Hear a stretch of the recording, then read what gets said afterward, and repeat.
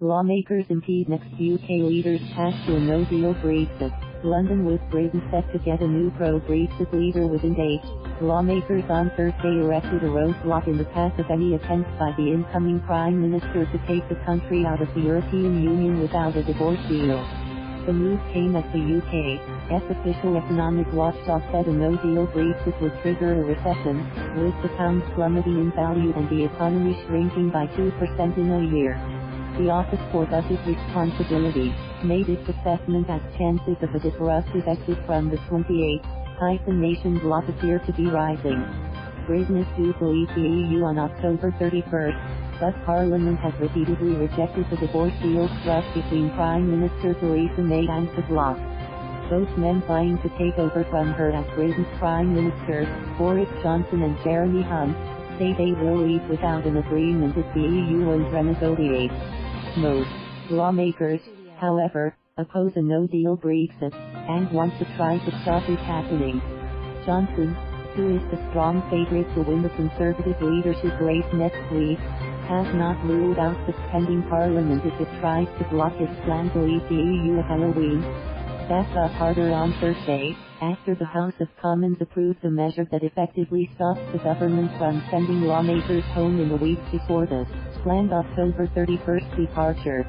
The 315 to 274 Commons vote saw several government ministers including Treasury Chief Philip Hammond abstain rather than support the government's call to keep suspending Parliament as an option. "We're putting down a marker," said Conservative lawmaker Alice Harper, who co-sponsored the move. "Parliament can't be bypassed." Digital Minister Margot James resigned so she could vote against the government, saying it was time for me to make a stand. 3 years after British voters narrowly chose to leave the 28-nation EU, the nation remains deeply divided and stuck in limbo. May announced her resignation last month after failing to win Parliament's approval for her Brexit deal. Her successor is being chosen by about 160,000 members of the Conservative Party, most of whom are strongly in favour of Brexit and prepared to accept the risks of leaving without a deal. Johnson is the runaway favourite to win the contest when the result is announced Tuesday. He claims that Britain can flourish outside the EU if it has enough optimism and mojo, and says a no-deal Brexit will be vanishingly inexpensive if the country prepares properly.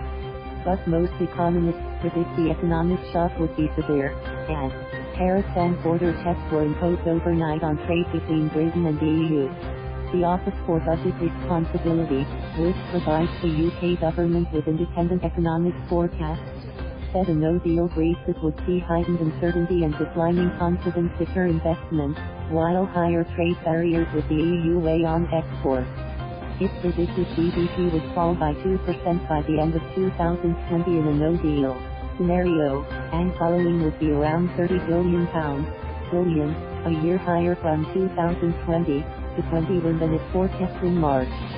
Treasury Chief Hammond, who has warned about the perils of a no-deal Brexit and is likely to be fired by the next Prime Minister, said, "I greatly fear the impact on our economy and our public finances of a no-deal Brexit." He said the ODR forecast was based on the most benign version of a no-deal Brexit, and in all likelihood the hit would be much greater, the impact would be much harder. Johnson has downplayed the chances of a no-deal exit, saying he will go to Brussels and seek a new Brexit deal that retains the best bits of May's withdrawal agreement and discards the rest. But the EU insists it won't change the 585-page withdrawal agreement, which sets out the terms of Britain's departure and includes a transition period of almost 2 years to allow both sides to adjust to their new relationship. This document is the only way to leave the EU in an orderly manner, EU Brexit negotiator Michel Barnier told the BBC in an interview broadcast Thursday. Meanwhile, the relationship between the British government and the EU has been frayed by years of testy negotiations and allegations of ill will on both sides. In return, junior UK Brexit Minister Martin Callanan accused Timmermans of spreading childish insults about the British negotiating stand. Quoting another famous riposte from Dad's Army, he said that Timmermans was a stupid boy. Thank you for watching. Please subscribe.